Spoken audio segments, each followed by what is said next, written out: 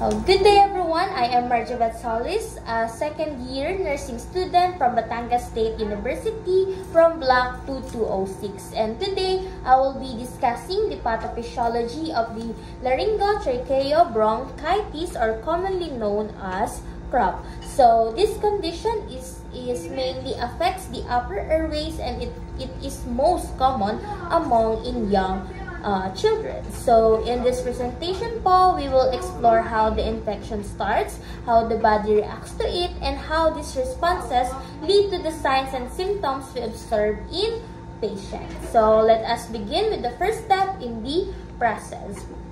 So the CROP begins when a viral pathogen, usually a parainfluenza virus, enters the body through the nose or mouth, and when it enters, it colonizes the nasopharyngeal mucosa, which is the lining at the back of the nose and the upper throat. So from there, the virus spreads along the surface lining, which is the epithelium, and it moves down to infect the larynx, our voice box, and the trachea, which is the windpipe. So this area is what we refer to as the upper airway. So this infection of the larynx and the trachea causes inflammation, leading to a condition known as the laryngotracheobronchitis, or known as the CROP. So of course, in response, the immune system activates. So it sends immune cells to the site of infections, and it releases cytokinase, or it is a chemical messengers and free radicals to destroy the virus. So some of this cytokinase, it affects the part of the brain that controls the body temperature. So that's why it's resulting in fever. So next is while the immune response helps fight the infection, it also damages healthy cells in the upper airway due to the inflammation and the oxidative stress from the free radicals. So this damage can lead to increased permeability of the blood vessels in the airway. So meaning the fluid and proteins from the bloodstream can now leak into the surrounding tissues.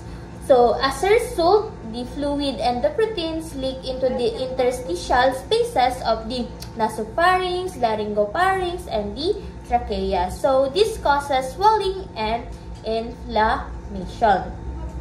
So the larynx swells, and these swellings can compress the vocal cords, so it leading to a hoarse voice, which is one of the early signs of CROP. So the next is for the fluid buildup. It also causes the nasal swelling or edema, leading to nasal congestion, which makes breathing through the nose more difficult.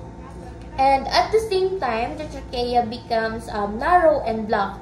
This is due to the both swelling and increased production of mucus in the airway.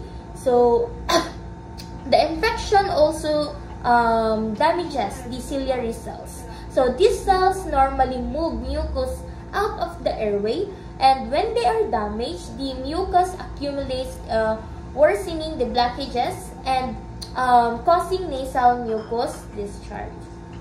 So because of the blockage, the air pressure inside the trachea drops, especially during the inhalation. So this can cause the tracheal wall to collapse, particularly in young children, because they have weaker and less rigid tracheas.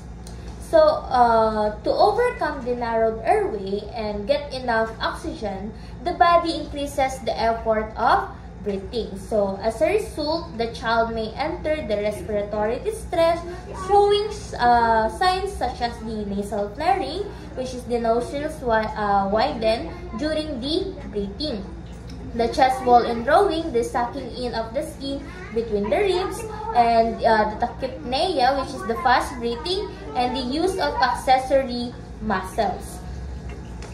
Next is the narrow trachea. So the narrow trachea causes turbulent airflow, especially during the inspiration. So this creates the classic inspiratory stridor, or a high-pitched sound heard when breathing in. So And the inflammation of the larynx and trachea also causes a barking cough, which sounds like seals bark. So this happens especially when exhaling forcefully.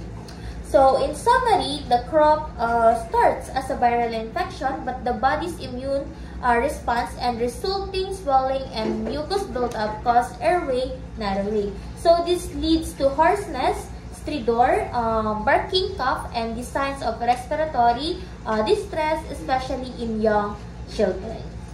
So this concludes my discussion on the pathophysiology of laryngotracheobronchitis or CROP. So, and to summarize again, the CROP begins with a viral infection that triggers the body immune response.